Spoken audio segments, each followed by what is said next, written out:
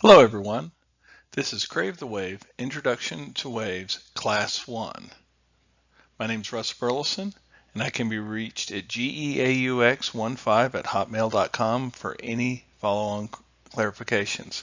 Please note that go to the national website for all rules and for all official guidance on any and all events. Today we'll be doing a wave overview, going over the types of waves. We're going to read the rules. We're going to build that binder. We're going to go over some miscellaneous tips, and then we'll have some homework before class 2. From Wikipedia, a wave is a propagating dynamic disturbance of one or more quantities, sometimes described by a wave equation. And we've seen waves. We've seen a lot of waves. And what I'd like you to think about is that the two main ones we've seen are mechanical and electromagnetic. There's some more unique waves such as gravitational waves, heat diffusion waves, plasma waves, and reaction diffusion waves. We're going to cover those much later because you're very unlikely to run into any of the questions in Crave the Wave on those topics. So we're going to mainly focus on mechanical and electromagnetic. They can be periodic, which means that they have some sort of frequency that they're going to oscillate at, that they're going to continually happen at. Now, when they're moving in one direction, it's called a traveling wave. And that's probably the one you're most used to seeing. That's like when you take a rope and you snap it and the wave goes down that rope, it's traveling in a particular direction, or you say something and the sound comes from your mouth and it travels in a particular direction. However, if you have periodic waves that travel in opposite directions, they can form a standing wave. And this might be something that you might see in a resonance in something like a guitar string or like a pipe in a pipe organ. So general wave features, whether it's water, sound, or light, most energy moves in waves. So some of the key terms that I want you to really make sure you understand is, what is a wavelength? A wavelength is the distance between two particular same points on a wave. Okay, so when I look at that, it's not where they're equal, because you'll notice they're equal sort of in this area as well.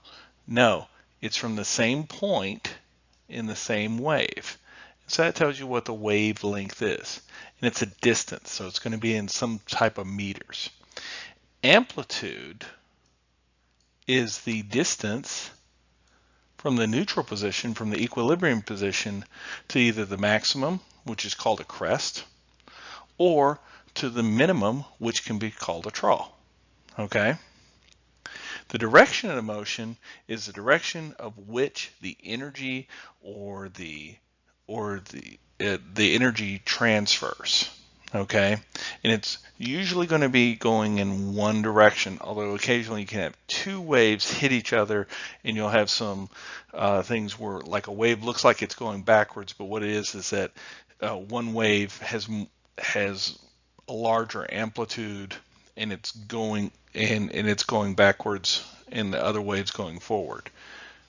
Okay? Generally speaking, the phase velocity is equal to the wavelength times the frequency. So, if I look at the general wave features of this light wave, okay? So, what you'll notice is that I've got the amplitude of the wave, I've got the wavelength of the wave, and this is actually a wave where we have a photon, which is a small particle, a small light particle, but it's traveling like it's a wave, okay? Because it is a wave, and it's one of the more difficult things to explain, but light is both a particle and a wave at times. So what you'll find is that the changes in amplitude do not affect the frequency of the wavelength. And so what that means is that if I turn up the stereo or I turn up the television and I'm listening to a particular frequency, the frequency itself doesn't change just because I turned up the volume, but the amplitude of that sound wave does change. So as I turn it up, the amplitude becomes much louder, even though it's the same frequency. If I turn it down, the amplitude becomes much lower. Okay. This is very important because if I'm listening to some music and it's music I like and I turn it up, I don't want to hear the frequency change because I don't want to hear the pitch become high or the pitch become low depending on the volume. Okay. Another example is that when you have a cell phone, okay, and you get so many bars, that's telling you the amplitude of your cell phone signal. But that cell phone signal still got the same frequency. Okay, it's got the same wavelength that it did, and it's got the same information all encoded. Hello. So we're going to talk a little bit about general wave features now and about how frequency impacts waves. So wavelength is the distance between two areas on the same wave. So usually they'll measure from top to top, between the crest, or trial to trial, there.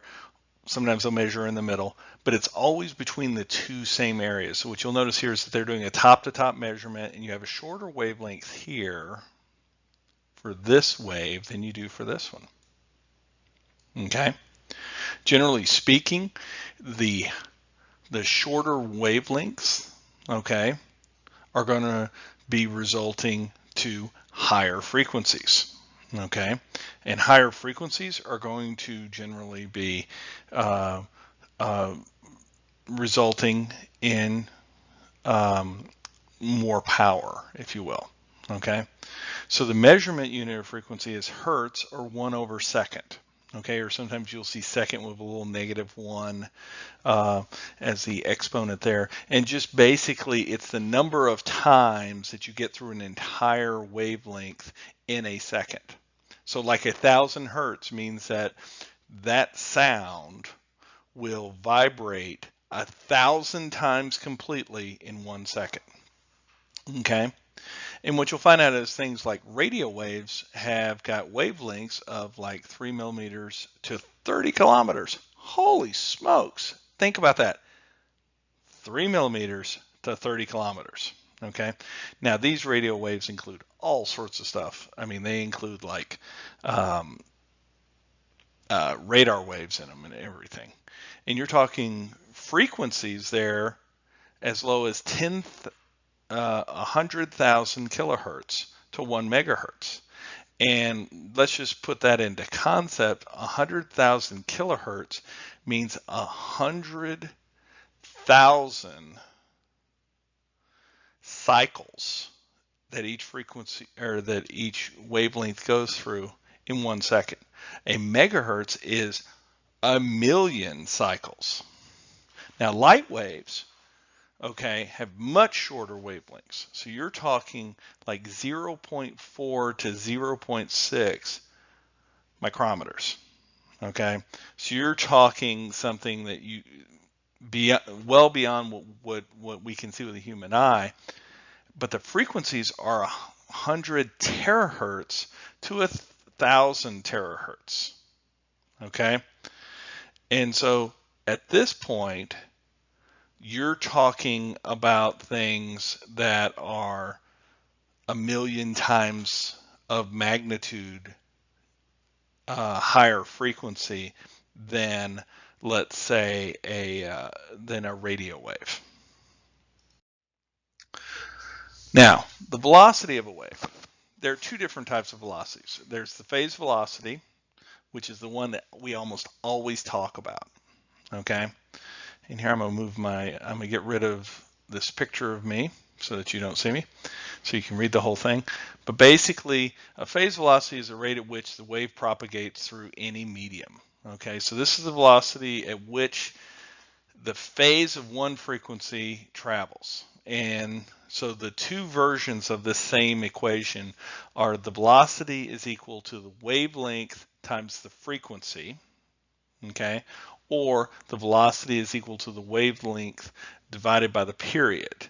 And so frequency is equal to 1/t, or 1 over the period. So the period is the time distance throughout the wavelength, whereas the frequency is the number of full wavelengths you get within a second. Okay. Now later we'll talk about angular frequencies, but right now we're just going to stick with linear. Group velocities is the velocity of the overall envelope shape of the wave amplitude. And we're going to talk about that a lot later, but when we start getting into amplitude modulation and frequency modulation, and we're going to talk about envelopes and how they are used. The equations for group velocity are generally beyond the scope of this event. Just remember that it's the speed at which the envelope of the waveform moves through. Now, when we talk about the different types of waves, there are a lot of different types of waves, but the two primary ones we're going to talk about are mechanical waves and electromagnetic waves. So remember, mechanical waves are an oscillation of matter. Okay, they have to transfer through a medium. So we're talking sound waves, we're talking water waves, we're talking seismic waves, something that's traveling. If I grab a slinky or I grab a rope and I send a wave through it, that's a mechanical wave. If I strum a guitar, that's a mechanical wave. However, an electromagnetic wave are oscillations of electric and magnetic fields. And we'll talk about those more in depth. And this is where you get light waves. This is where you get radio waves, where you get X-rays. You get a lot of the more what I'll call less physical waves. Okay. Now the biggest thing is that a mechanical wave requires a medium. Okay, that medium's got to somehow be elastic enough such that something can shake through it. Okay, so it's got to be able to vibrate. Okay, and it's got to have some type of inertia. An electromagnetic wave does not require medium, and that's why light can travel through space, but sound cannot travel through space because there's a vacuum. There's no medium in outer space. So let's talk about the different types of mechanical waves. So basically we talked about, remember, a mechanical wave requires an elastic and inertia-based medium to propagate. So sound cannot travel in the vacuum of space. In fact, there was a horror movie years ago that was set in space called Alien, and that was their tagline was, "In space, no one can hear you scream." And trust me, if Star Wars was actually occurring and you're watching Star Wars and they're fighting in outer space, you wouldn't be able to hear any of the space explosions because sound can't travel in the vacuum of space.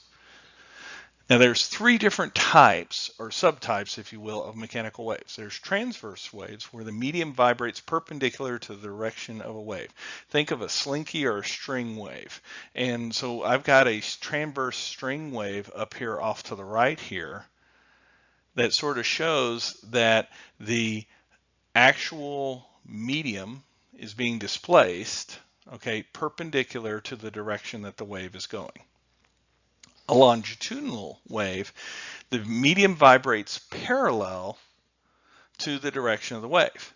So in both particular cases, the direction of the wave is generally left to right.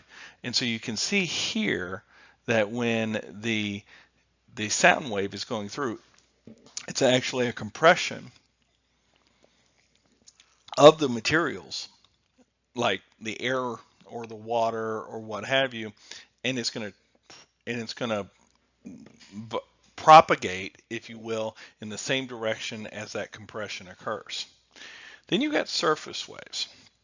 And surface waves travel along the surface of the interface of two media, such as a water wave. So if I look here and somebody drops something in the water, or in this particular case, somebody's touching the water and creating little waves, those surface waves are different because they're actually at the interface or along the surface of a media.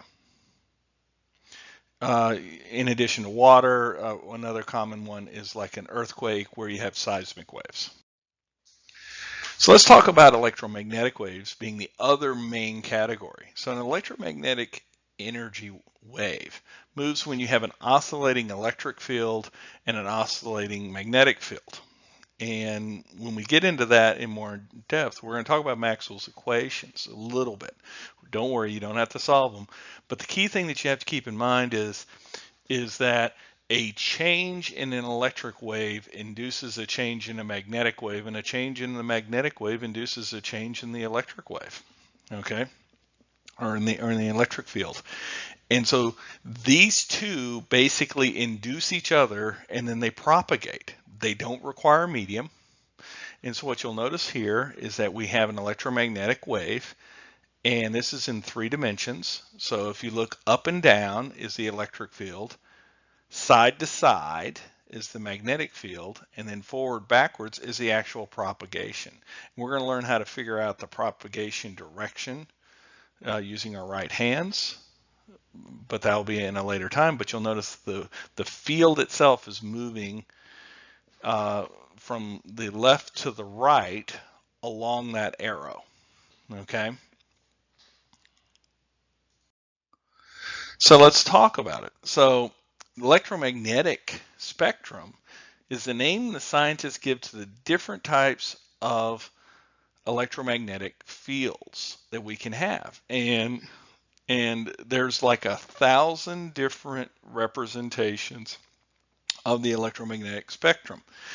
I like to go to images.google.com and just type in electromagnetic spectrum and print out the top 10 or 20 of these. Make sure they're all unique, and that way you'll have a copy of each one. Because one of the more common questions to ask is they will take an image of an electromagnetic spectrum and they'll like leave in the wavelengths and have you fill in the frequencies, or have you say which one's radio, which one's microwave, which one's infrared, which one's visible, which one's ultraviolet, etc. So that's really common. And one test, they might use the one here on the right, and the other test, they might use the one on the left. It's just a real simple way to write a question. And remember, your event supervisors, they're pressed for time. So keep in mind that generally speaking, at the lower wavelengths, okay, excuse me, at the higher wavelengths but lower frequencies, we have things like radio waves, okay? And actually to the left of radio, you got sound waves, okay?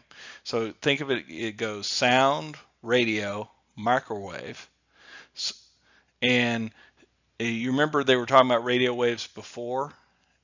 In their world, radio is actually only this area here, but I've actually seen radio and microwave combined. Then above microwave, you have infrared. And you've probably heard of infrared scopes and infrared vision and things like that. And so this is on the red side of the visible spectrum, but the wavelength is too large for the human eye to see. Visible is what normal humans can usually see, and that's where you see the rainbow of colors. And it goes from red to orange to yellow to green to blue to violet. And then above violet, our eyes can't process, as we keep going higher in frequency, our eyes can't process those higher frequency wavelengths. And then you get into ultraviolet. So think of infrared and ultraviolet. Infrared are the frequencies that are just slightly too low for us to be able to see, and ultraviolet are the frequencies that are slightly too high for us to be able to see. Above ultraviolet, now we get into X-ray, and then above X-ray you have gamma ray. And I've seen some other ones that have said on the other side of gamma rays you have cosmic rays. And so these are super high frequency.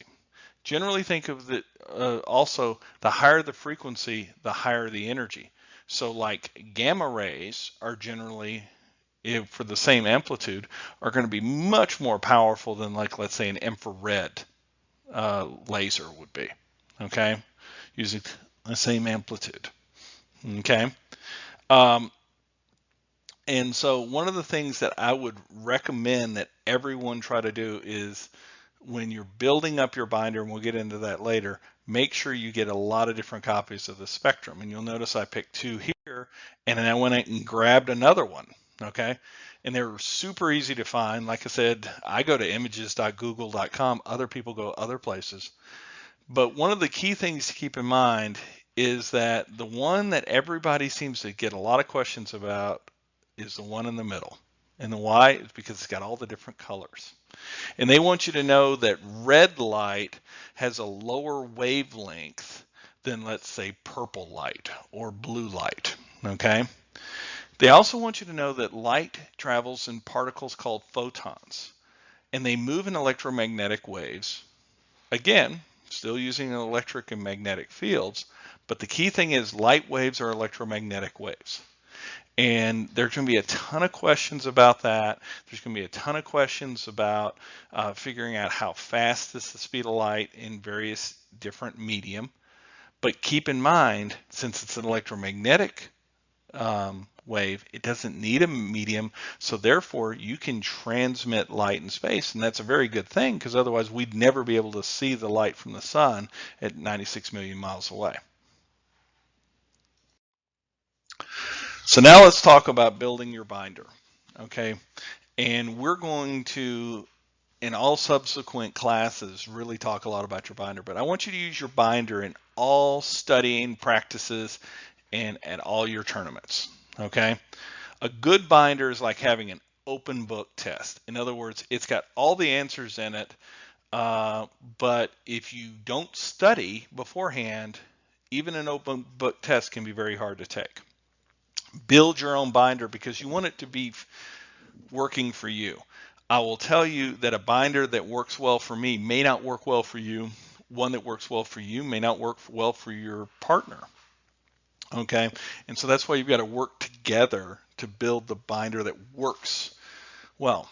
I also recommend everybody building their own binder, even if you have a partner, because then you've always got a backup. And if somebody forgets to bring the binder, which happens a lot, to an actual competition, or loses their binder, or whatever happens, or gets sick that day, you have a binder that you can use. I generally like to have the first page being the rules so you can find them quickly. Okay? Organize your binder into sections and then use tabs that are marked so you can easily find things. Okay, so I've got a thing here on rules. I got one that's all the equations. I've got here on electromagnetic spectrum. I've got something here on uh, on on sound waves, etc., etc. Okay. Focus on putting the stuff in the binder that you don't that you would have to look up. Okay, so when I'm first making a binder, if I know something inside and out and I don't need to put it in there, I don't put that in first. But what I do put in is like the tables and the constants and the equations, so I don't try to memorize all those things. Okay, I don't need to know what the index of refraction of water is or the impact of altitude and temperature on the speed of sound. I can just have that in a table, and then I don't bother trying to memorize things. I just be able to find things quickly. The back, I usually like to put in all the tests I can find with the keys and the work shown, because what you'll find is that quite often event supervisors will reuse questions. They might change some of the numbers, but if you see how it's done properly, how it's worked out properly, you can easily apply that same method to come up with the same answer. And every now and then you'll really get lucky and they will accidentally include the same problem with the same parameters and it has the same answer.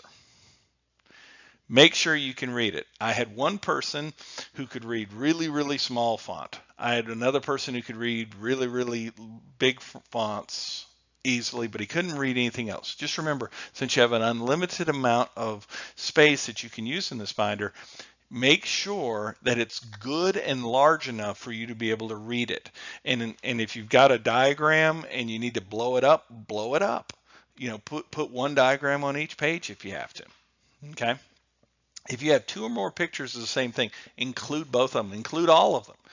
You don't know which one the event supervisor is going to use, but if you've got the same diagram that he has and he just needs you to label it, it's going to make it real easy. Okay. When you solve a difficult problem, I want you to show all your work and you put the solution to that problem in your binder. One, it will help you study, but two, when you run into that same difficult problem, okay, like, you know, the light, can the fisherman see the fish? And we'll get to that one, don't worry. That is the type of problem that you may need to just put in step by step, here's how I solve it, to just remind yourself. That way you don't have to memorize how to solve these difficult problems. Keep your binder small enough to be useful. You don't want to have it 2 feet thick. Yes, somebody did try to do a 2-foot thick binder once and it was unusable, but big enough to be comprehensive. So you need to make sure it's got everything in it that you need. I usually like to use about a 2-inch binder, maybe up to 3 inches. Any bigger than that, it takes up too much room in your bag.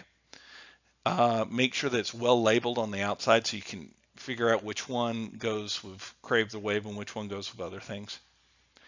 And then the other thing is constantly test yourself at finding things in the binder. You and your partner or you and your coach, you sit and you go, show me the rule that, what types of, what rule says that you have electromagnetic waves?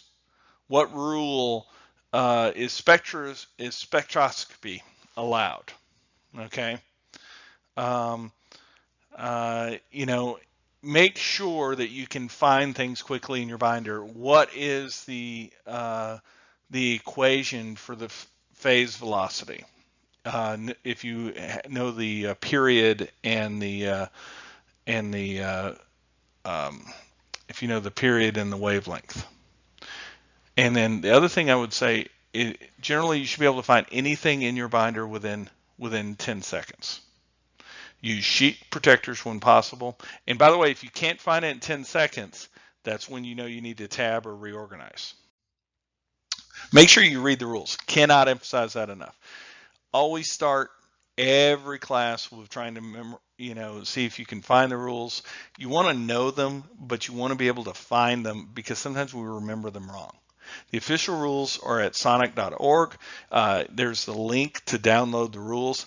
Check back often. Check their clarifications. Check their FAQs. This applies for all events. Anything on any other website, even a great website like sawali.org, is just in somebody's opinion. Sometimes they're going to have errors in them. Sometimes they're going to have old information from old rules, and sometimes they're just opinions. But the stuff at sonic.org, you print that out, you put it in your binder because it's part of the rules. So let's talk about rules and scoring. It's a 2-person team. You're going to bring your binder, your writing utensils, your calculators, your protractors, and your rulers. And about 25 to 50% of the score is going to come from practical hands-on tasks. Now, if you're having a virtual tournament, those practical hands-on tasks are going to look a lot differently because they're going to still have to be somewhat done on paper. Okay? And so it may just be different sounds that you'll be hearing, etc. 50 to 75% of it's going to come from the written test. Okay, no single question can be more than 10% of the score, with a high score winning, and the ties are going to be broken by pre-selected questions. The topics, and these apply for absolutely all of the tournaments you're going to be at. Wave types, wave phenomena, electromagnetic waves, spectroscopy. That's it.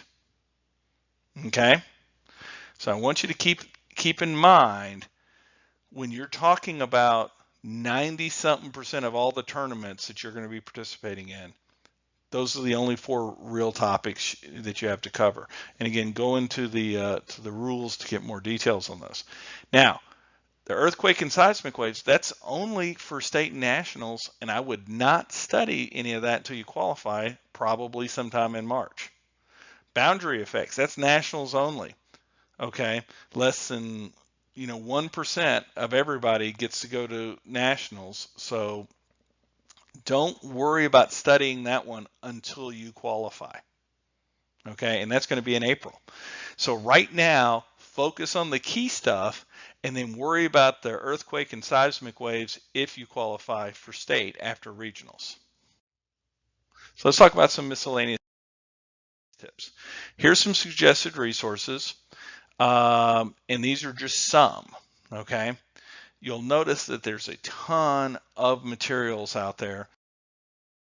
There's a ton of things on the Doppler effect, spectroscopy, prisms and refraction, standing waves, etc.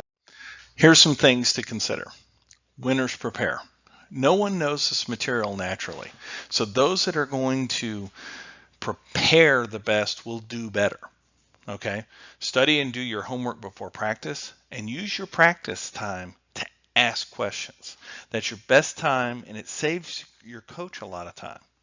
Plan on doing the work a few times a week in addition to the once, maybe twice a week that you do go into practice. Winners work together. Be a good partner.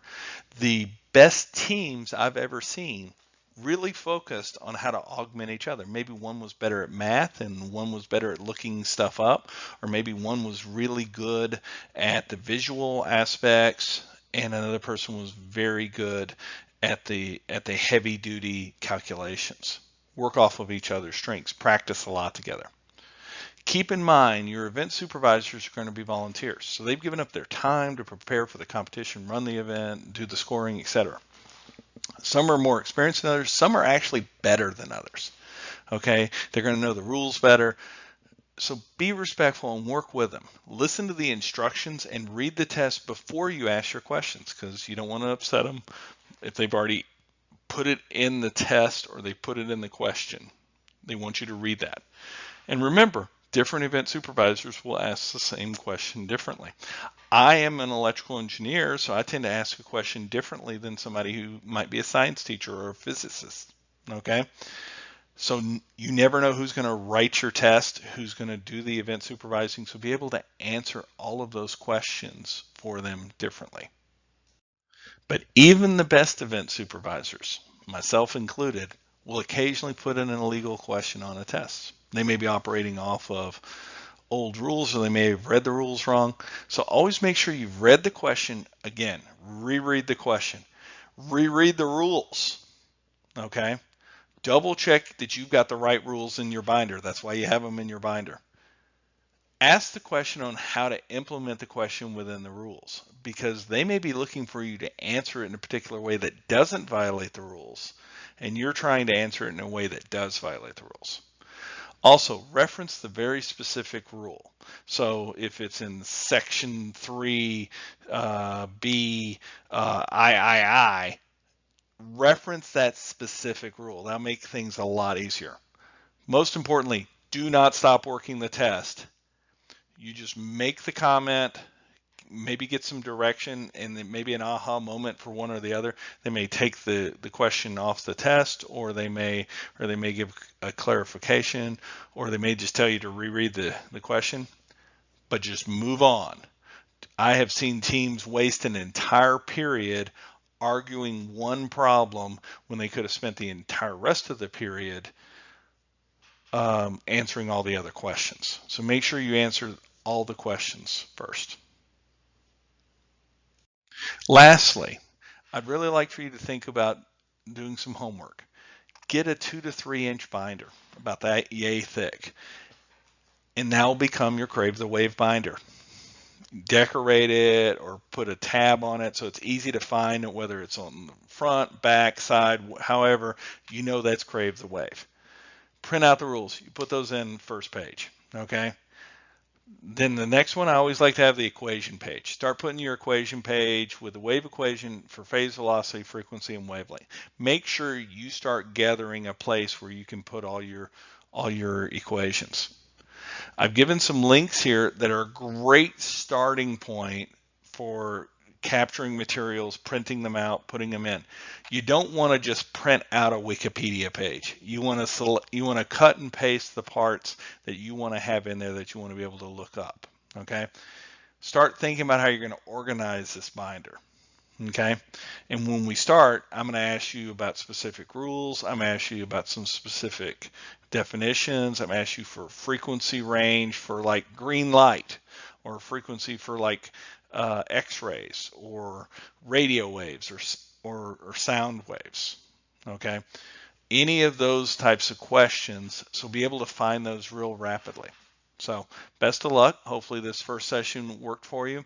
Put any questions you might have in the comments below. Thank you.